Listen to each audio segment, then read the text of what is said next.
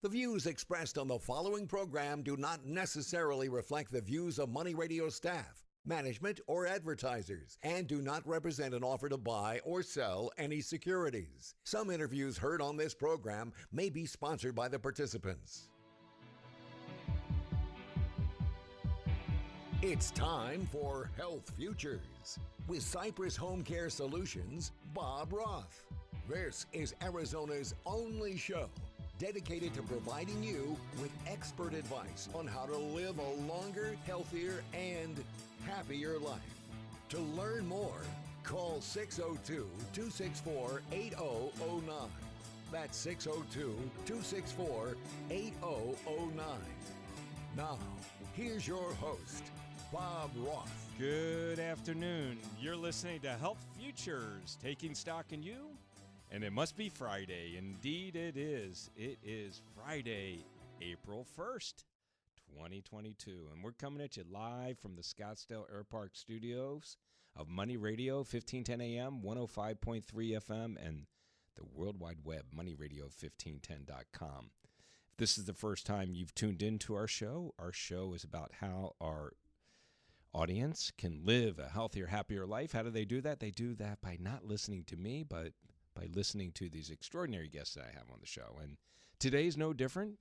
Today, I am very pleased to have in the studio with me Dr. Daniel Moline. He is here for the fifth time. Welcome back to the show. Well, thank you, Bob. You know, I'm having deja vu. Deja vu. There you go. For our listeners that don't know this, Dr. Dan is a GI doc, otherwise known as, I always mess it up, a gastroenterologist, right? You got it right. There you go. And he specializes in poo, and we're talking Colorectal Cancer Awareness Month. We missed it by a day this year, Dan. It is April Fool's, but the month was March. And what we want to do is draw attention to the need to really be aware of this. And it is an awareness thing, and it is about screening, and we're going to get into this in our show here today. But I do want to point out, Dan, the last time you were in my studio, you were here on April 3rd, 2020, and the pandemic was just starting, and things were starting to shut down. And I remember sitting with you, and you're like, I think they're closing me down. I think they're going to close my office down, and they're going to close my endoscopy center down, and they did. And I would love for you to share with our listeners that experience, and then more importantly, you know, what COVID, has done and still does today. Well, thank you for having me on again. Yes, we were talking about COVID. We didn't know very much. Who would have thought that we'd still be talking about COVID 2 years later? Governor Ducey had to shut down all non-essential medical personnel, mostly because of a shortage of PPE. We had to divert our IV fluids, our needles, our masks. All of the PPE equipment was in short supply.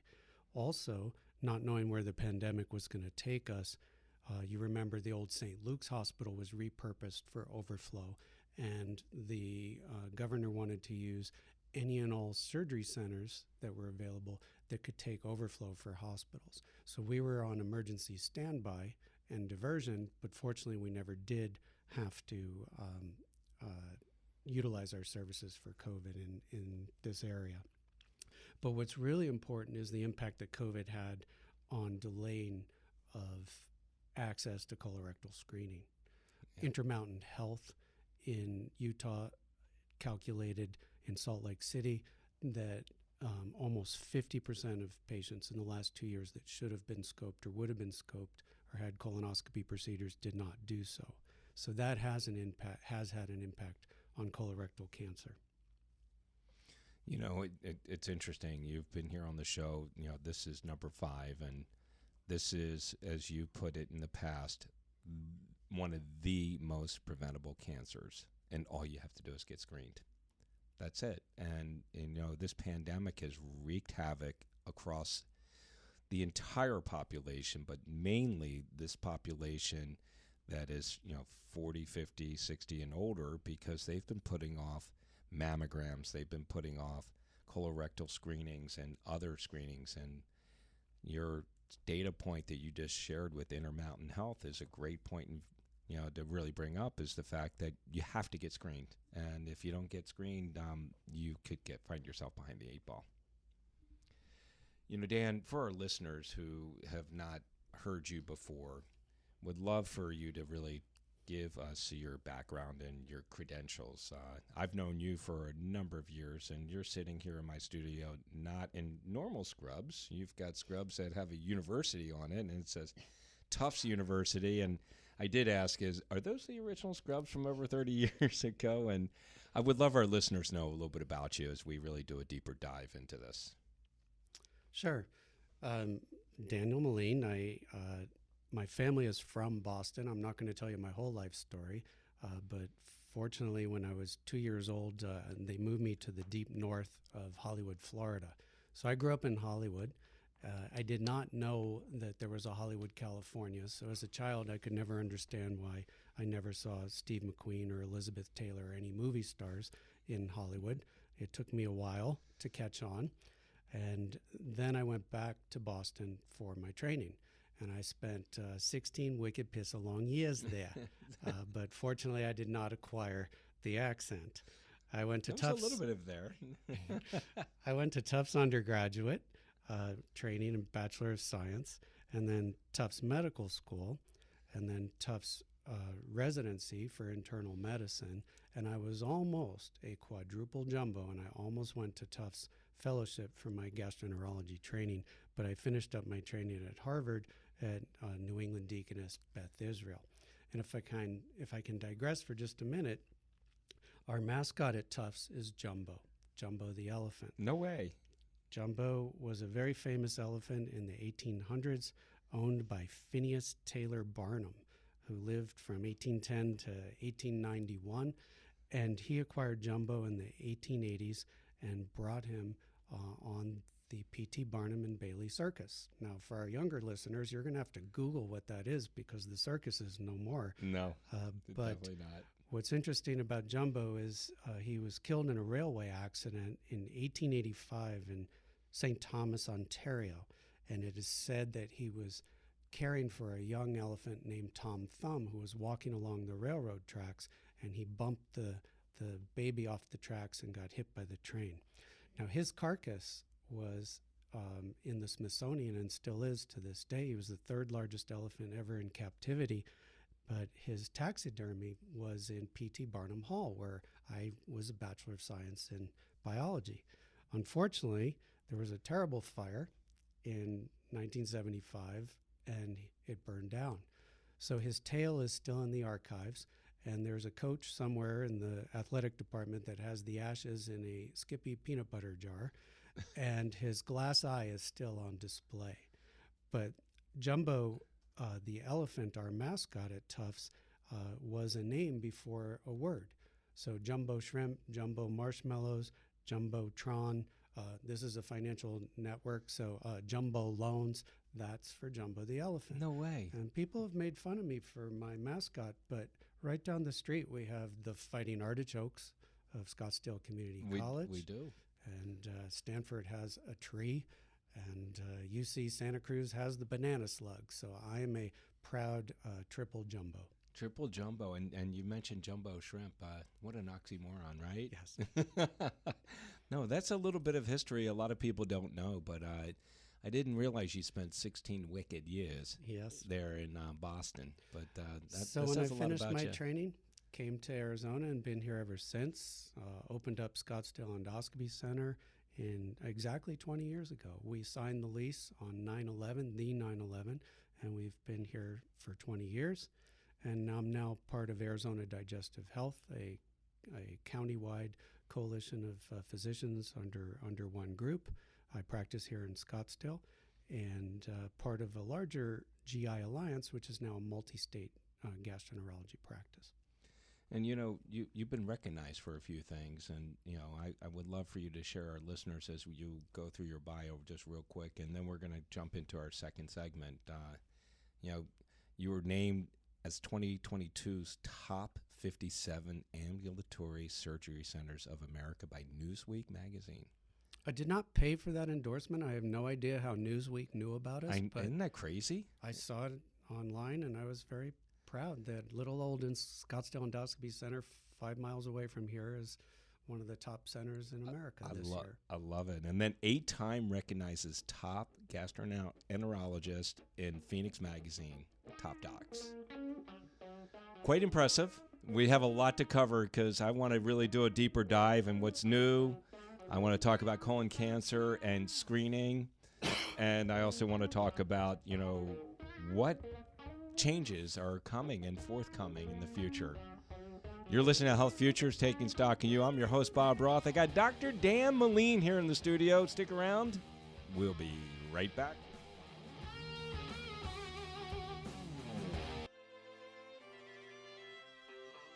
Now back to Health Futures, taking stock in you. If you have questions about your own or your loved one's future health care, call 602-264-8009. Now, here's your host, Cypress Home Care Solutions, Bob Roth. Welcome back. You're listening to Health Futures, Taking Stock in You. I'm your host, Bob Roth, and if you're just tuning in, we're in our second segment. I've got Dr. Daniel Moline here in the studio. He's a gastroenterologist in Phoenix. He's the medical director of Scottsdale Endoscopy Center at 90th Street in Mountain View. He's entering the 21st year of excellence, and if you want to reach him, you can reach him at 480-860-1990. And if you missed that first segment, go up to our website at cypresshomecare.com. Click on the media button, third button down is radio show. And you'll learn a lot. I learned a great deal about Tufts University and their mascot, Jumbo. So that was very entertaining, and I really appreciate you bringing a little levity and entertainment to our studio, because I really want to talk about something that is really serious, and it is cancer. And we want to talk about colorectal cancer awareness. And Dan, you have a lot of data, and data is something that really drives really the way we go about approaching prevention, right? We have to grab some data, and we're learning new stuff all the time. And I think back in the day, screening was recommended at 50 years old or older, and the times have changed. And I would love for you to share with us, all of us, me and our listeners, about some of the data and some of the changes that have happened as it relates to screening. Well, thank you, Bob. The first and most important change is 45 is the new 50. Now, I know as my birthday approaches and your 60th birthday approaches as well, 60 is the new 50 for us older guys. Yeah. But when it comes to colorectal cancer prevention, 45 is the new 50. If you'll indulge me for just a bit, I can give you some statistics from the American Cancer Society. And my personal experience is I think some of these numbers are going to be higher due to the COVID effect. But these are 2020 to 22 facts. Colorectal cancer remains the second most deadly cancer for men and women in this country. It remains the third most commonly diagnosed cancer for men and women in this country. In 2022, we expect 106,000 plus new cases of colon cancer and 44,850 new cases of rectal cancer. And people often get confused about, is it colon, is it rectal, is it colorectal? We gastroenterologists and colorectal surgeons lump it together. The rectum is part of the colon. The colon is the large intestine, and the rectum is just the distalmost part of the colon. And we do treat these cancers somewhat differently when it comes to chemotherapy, radiation, and timing of surgery. But as I think I've stated on your show before, and I will state again as I tell my patients, I'm in the colon cancer prevention business, not the colon cancer detection business. My job is to prevent my patients and hopefully your listeners from ever having to have the discussion about what are we going to do about my colon cancer. The expected deaths from colorectal cancer in the U.S. This year are expected to be upwards of 52,000. We don't have final numbers for last year, but maybe 60,000 people died last year during 2021. Approximately 4.3% of men and 4% of women will be diagnosed with colorectal cancer in their lifetime. We currently have 1.5 million colorectal cancer survivors in the U.S., some of them with colostomy bags, some of them with no hair, some of them doing well. The earlier cancer is detected, the better the outcome. Deaths from colorectal cancer among younger people have increased by 1% per year since 2008 to 2017, which is the last numbers we have. 1% a year. 1% per year. So that's in nine. people That's younger 9% then. People. That's my math, right? Wow, almost 10% it's Yep. increased. Wow.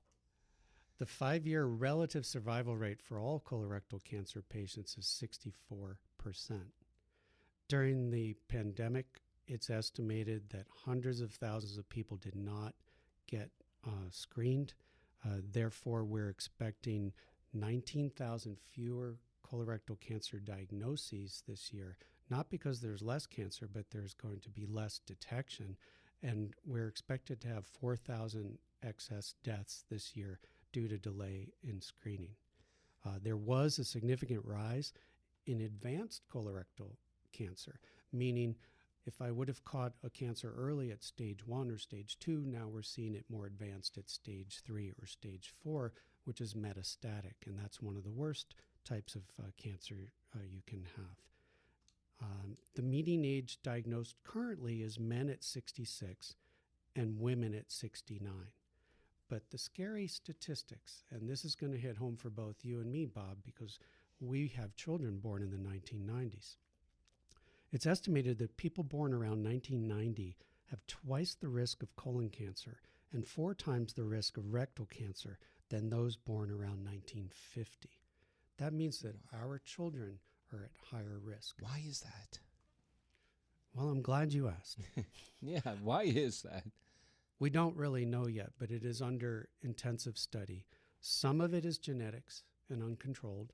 Some of it is family history. So it's important to know your family history.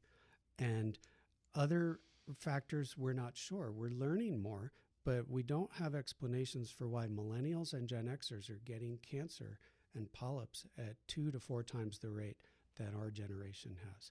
Now, we can't blame Donald Trump, and we can't blame Chick-fil-A or cell towers. We're not sure. It's not just eating a healthy diet, although diet has a huge part to do with this. Red meat, overcooked foods, high-fat diet, but it's not just a matter of diet, because there's been studies that show even people who have a higher fat diet or people who eat more white meats, chicken, fish, still can have increased colorectal cancer rates. I have a theory, and I want to stress to the listeners, it's just my Dr. Dan's theory. It is yet to be proven, but it is under study. I think due to such excessive antibiotic use over the past couple of generations, every cold, every sniffle, you go get a Z-Pak. Every time somebody gets abdominal pain, they're diagnosed with diverticulitis and given Cipro and Flagyl or drugs. I think we have altered and started to change our gut microbiome. And I'm not blaming GMO foods or additives or pesticides. We just don't know. But I think we're going to find out that change in colorectal cancer rates has a lot to do not only with genetics, but change of our gut microbiome. So stay tuned on future shows as we get more information in that. Good information. So listen, as we wind down the second segment, I love how you say, I'm in the colon cancer prevention business. And that is really the message, the overwhelming message you want to deliver here. So you've been practicing 21 years? Is that what it is? Or 31 years? Scottsdale Endoscopy Center has been 21 open years. for 21 years. I have been here a little longer than I care to say, but I started practice in Scottsdale here in 1992. All right, so 1992, so 30 years. How many colonoscopies have you done? I don't keep exact track, but as of yesterday, excuse me, 49,972.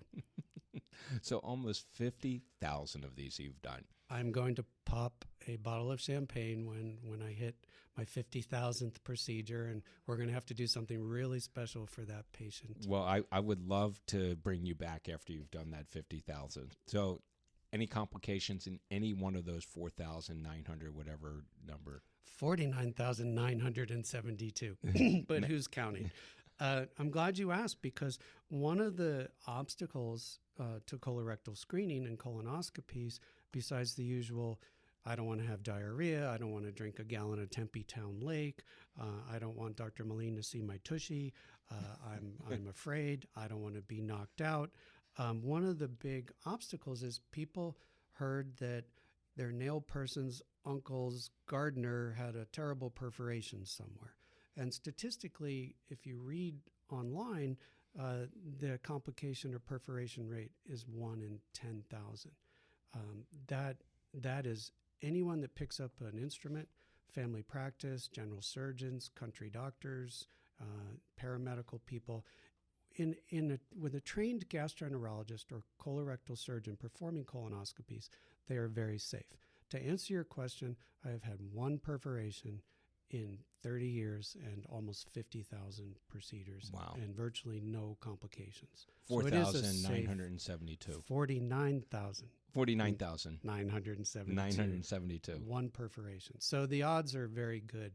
This is a very, very safe procedure if it's performed by a skilled gastroenterologist or colorectal surgeon. So we got a little Grateful Dead taking us out here in the second segment here. And I really want to make an appeal here, because we talked about COVID and so many people have put things off. Do not put off screening. Stick around. I got Dr. Dan Moline here in the studio. We're at halftime here at Health Futures. We'll be right back. Now back to Health Futures, taking stock in you. If you have questions about your own or your loved one's future health care, call 602-264-8009. Now, here's your host, Cypress Home Care Solutions, Bob Roth. Welcome back. You're listening to Health Futures, taking stock in you. I'm your host, Bob Roth, and we're coming at you live from the Scottsdale Air Park studios of Money Radio, 1510 AM, 105.3 FM, and the World Wide Web, moneyradio1510.com. And we're coming at you live on April Fool's Day, April 1. I've got Dr. Dan Moline here in the studio. He's a gastroenterologist, has his own practice, and he also has an endoscopy center that he has and has had it for 21 years. If you missed our first two segments, go up to our website at cypresshomecare.com. Click on the media button, third button down as radio show. So, Dan, when we finished up the second segment, we talked about a lot of data, and data is really what drives how we prevent things and how we do things in medicine and other things as well. So, the data has been overwhelming in terms of the increases in colorectal cancer and rectum cancer, as you've shared with us. I would love for you to share with us what's new. I know genetics plays a big part of it, and you did mention a little bit about genetics in that second segment. Can you tell us a little bit more about what's new? Sure. There's non-modifiable factors, meaning things that are beyond your control. You can't change your parents. You can't change your genes. Those things you really can't change. And a very new report, I think, out of Johns Hopkins, which they're looking at, which is unfortunate for the NBA players, is that they're looking at height as a separate risk factor for colorectal cancer. Wow. And for every 4 inches of height, there might be an increase of 14% risk of colorectal cancer. Now, obviously, you can't control your height. As we mentioned in the earlier segment, the biggest change is that we're seeing polyps in cancer in younger and younger patients. It's no longer unusual to diagnose a polyp in somebody in their 20s or 30s. And polyps are abnormal growths in the colon. They don't belong there. They're fairly common. Approximately 38% of the population will develop polyps. Now, not every polyp turns into a cancer, but every cancer starts off as a polyp. So the reason why colorectal screening is so preventable is because colonoscopy looks for, finds, detects, and removes polyps at that time. And that can prevent future colon cancer. And one nice thing about colonoscopy screening is that once you've done it and you have a clear colon or you've had polyps removed, the risk of you developing colorectal cancer in the next 5 years is infinitesimally small. Now, it's possible that a polyp could be missed, but it's very unlikely. So you have sort of the reassurance of knowing that you've been screened and you're good to go for at least 5 and perhaps 10 years. Unfortunately, mammograms, pap smears, other common screening tests that we have, you're only as good as the test results that day, but could develop breast cancer shortly after a normal mammogram, unfortunately. So colorectal screening is preventative in that sense. It sure is. And I unfortunately only got 5 years. Susie, my wife, got 10. So you grabbed a couple polyps. They were non-cancerous, but I got another 4 more years to really look forward to this. I'm looking backward toward it, Bob. But I do want to say this, and we haven't really talked about it, and there's some more stuff I want to deeper dive into, but really talking about preparing for colonoscopy, the prep. And I know that so many people are listening right now, and the old school way of getting ready to do the prep was you had to drink Tempe Town Lake and drink a bunch of other stuff, and things have changed a little bit with that, hasn't it? Yeah, we've improved somewhat. There's no way around the diarrhea with preparing for a colonoscopy. It's very important that I see the mucosa, the lining of the colon, very well. There's a type of polyp called a sessile serrated adenoma, more commonly known as a flat polyp.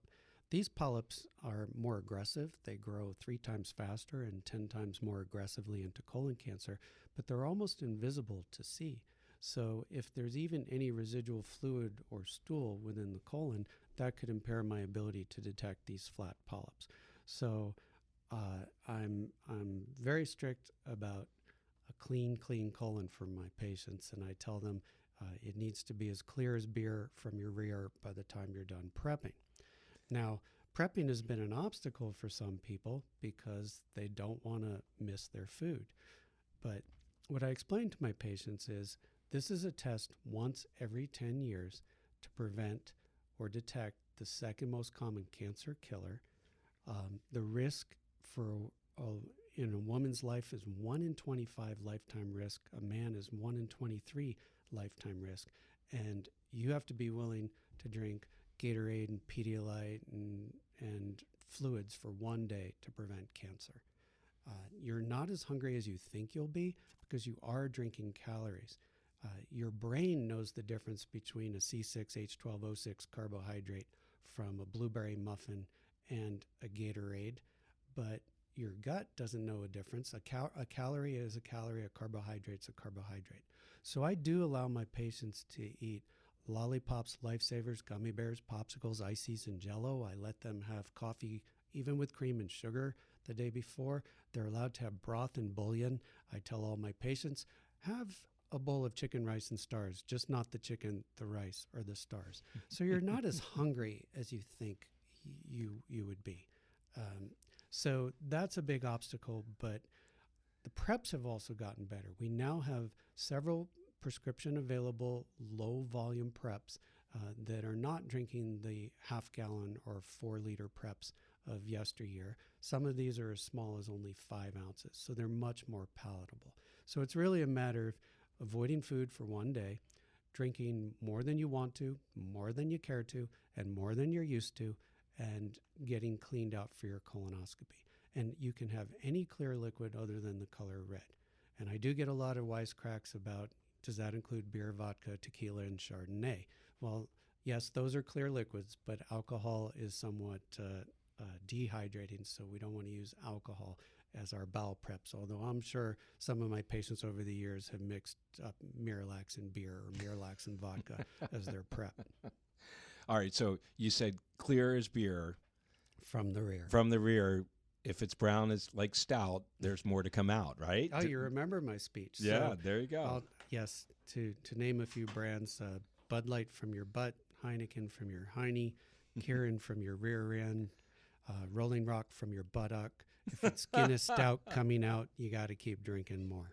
I love it. Absolutely love it. So I want to talk about, as we end this third segment, about who is susceptible. And you talked about NBA players, about being tall, but we have a lot of NBA players that are African Americans too, and I know that the propensity of colorectal cancer for people of color is much higher than Caucasians, right? Absolutely correct. African Americans have the highest colorectal cancer incidence and mortality rates.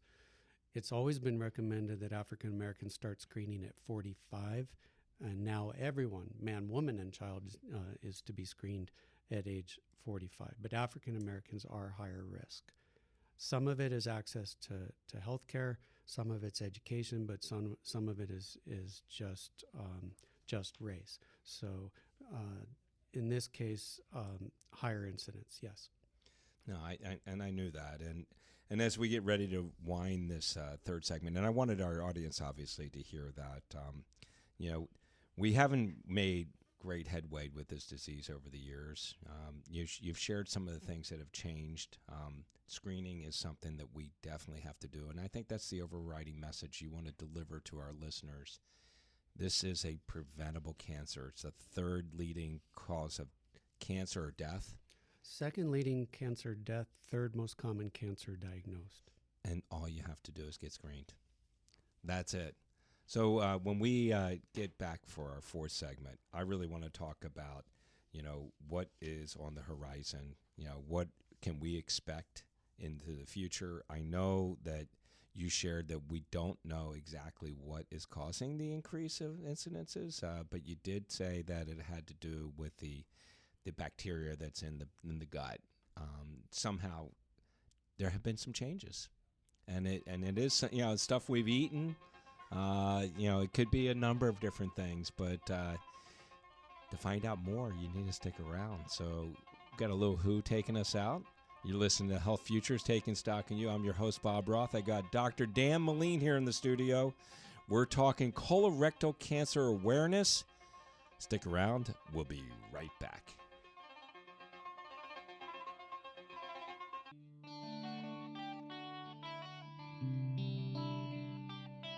Now back to Health Futures, taking stock in you. If you have questions about your own or your loved one's future health care, call 602-264-8009. Now, here's your host, Cypress Home Care Solutions, Bob Roth. Welcome back. You're listening to Health Futures, taking stock in you. Thank you, James. A little Marshall Tucker bringing us in the fourth segment. If you're just tuning in, I got Dr. Daniel Moline here in the studio. He's a gastroenterologist, and he has his own practice, and he's also medical director of the Scottsdale Endoscopy Center, and that's here in Scottsdale as well. I just want to give him a shameless plug. If you want to reach out to him to talk about colorectal cancer awareness, anything relating to screening, he can be reached at 480-860-1990. And if you've missed the first three segments, go up to our website at cypresshomecare.com. Click on the media button. Third button down is radio show. So, Dr. Dan, when do we stop screening? I've been doing it since I was 50. Now it's 45. Listeners get screened by at least 45, but I've been doing it since I'm 50. And when do I get a chance to stop? Well, Bob, you're not done yet. I do want to clarify, 45 is the screening age for any and all persons with no symptoms, no issues, no family history, no susceptibility. That's just routine screening. If you have a primary or first degree relative that had polyps or cancer, you might need to be screened earlier. If you have a family history of Crohn's disease or inflammatory bowel disease, you should be screened earlier. The guidelines are generally 10 years younger than the first polyp in your parents or your siblings. So if your dad had a polyp at age 50, then you and your brothers would have been scoped at age 40. So Got it. 10 years earlier than the first diagnosis of a polyp or a precancerous adenoma in your family. But the great question is... a quick question for that. I mean, obviously, we're all mindful of the dollars and cents. Will insurance pay for that? Before 50, if you have family history in 40. All insurances, at least in Arizona now, are required to cover a screening colonoscopy at age 45 as a preventative measure. If you have risk factors and you need to have it done earlier, I can't speak for all insurance companies, but generally, yes, it would be covered in that instance. Okay, no, fantastic. Please carry on. You were going to say something. So that's when you should start. You should also at least seek a consultation with your physician or a gastroenterologist if you have any changes in your bowel activity, anything different, if you're losing weight unexplained or unexpectedly, or if you're having any evidence of blood in the stool, even with wiping. We do take bleeding seriously, and time does not permit, but I have many stories over the last 30 years of patients who thought they had a hemorrhoid and ended up with a cancer. So don't ignore blood, even if you think it's a hemorrhoid. So if you have any changes, weight loss, anemia, blood in the stool, you should be screened. You started to ask, well, when do you get to stop? Well, the guidelines are to begin at age 45 to age 75 for average risk persons. And I've sent out my recall letters and second recall letters and third recall letters to a whole bunch of 75-year-olds. And when we finally get a hold of them, they say, oh, I read in AARP that I don't have to get screened anymore, or my neighbor told me I don't need it anymore, or my doctor told me I don't need it anymore. These are just the guidelines for screening. My father is 90 years old.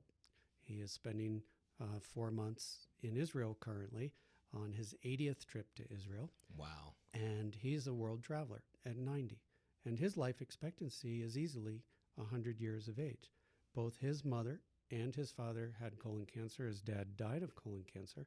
And his sister, who's 95, also had colon cancer. So my dad should not stop screening at 75. And he had a history of polyps in the past. So his gastroenterologist in Florida said, Sam, we're done. I'm not going to make you do any more. But I did tell my dad to go ahead and do the Cologuard test, because the Cologuard test, although it can be wrong 10% of the time, it's better than nothing. And at age 85, Medicare did not pay for his Cologuard test, refused to pay. And he was B&Ming about the $500 he had to pay. And I said, it's worth it, because now you have at least some reassurance at age 90 that it's unlikely you'll have cancer. So 75 is a guideline. It's not a magic number. We have some very healthy, viable octogenarians, nonagenarians. Now, generally, I don't perform colonoscopies on people beyond 80, but it really depends on their vitality, their comorbidities, their life expectancy, their family risk factors, and their past history of polyps. Now, if you've had a negative colonoscopy at 45, 55, 65, and 75, I think you're done, and we'll leave you alone.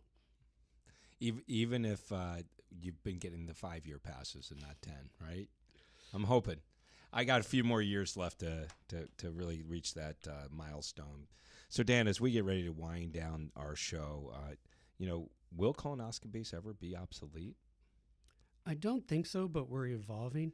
Some really interesting things on the near-term future are liquid biopsies or blood tests that can test for certain genetic predispositions. So we're going to have much more targeted screening in the future, where we'll be able to identify high-risk populations, maybe tall Black Americans, maybe certain other genetic profiles. So we'll have more targeted screening, but I don't think colonoscopies will go away. We have made great inroads with genetic susceptibility testing, and that's getting better and better. And I think it'll become cheaper and cheaper for us to do genetic testing to see what diseases and cancers we might be susceptible to. Technologically, for endoscopy, there will still always be a need for someone like me to go up your butt and go into your colon, find something, biopsy it, and take it out. But what we are seeing is we're using mucosal staining and narrowband imaging and different filters that are helping us to identify polyps. And what will be really exciting in the near-term future is AI, artificial intelligence. Mm-hmm. There will be computer programs attached to our scopes looking, along with my 30 years of trained experience, to help me identify lesions to biopsies. So stay tuned on artificial intelligence coming up in GI. So as we wind down, you talk about know your body and don't ignore any changes, especially when blood of any kind is apparent. Know your family history in terms of foods and other supplements you might take to really help stave off this? What do you recommend? Well, the same things that help prevent diabetes, heart disease, osteoporosis, and other chronic conditions is sleep, exercise, healthy eating, No eat smoking. your vegetables, don't smoke, watch the weight. All of the things that help with heart disease, believe it or not, help with colorectal screening. There's increased risk of breast cancer and colon cancer in obese patients or sedentary patients. There's some interesting developments on the horizon which we can address in the future. It's not clear whether aspirin truly prevents polyps or cancer, but there's increasing evidence that it might. Now, you have to talk to your doctor as to whether the risks of aspirin versus the benefit are right for you, but it certainly has been shown to improve outcome in patients who have had polyps and who have had colorectal cancer. And vitamin D is very important. It does not prevent cancer, but it might help with treatment and improved outcomes. Well, Dan, it's always great to have you here on the show. You got a big birthday coming up. Wishing you a happy early birthday. And for our listeners, he recently became a granddad, little grandson named Hayden. So how's little Hayden doing? Hayden's doing great. Shout out to Hayden J. Hayden J, big shout out. And a big shout out to you, Dan. Thank you for really donning our studio and really talking about something that, people don't really want to talk about. This isn't sexy, colon cancer, but colon cancer awareness is something very important. So make it a great day. Have a great weekend. We'll be back next Friday.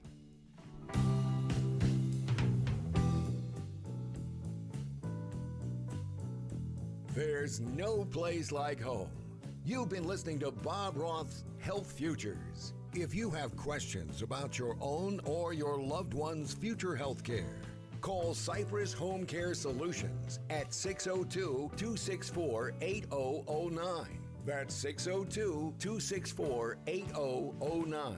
Or visit cypresshomecare.com. Be sure to join Health Futures with Bob Roth every Friday at noon, right here on Money Radio 1510 and 105.3.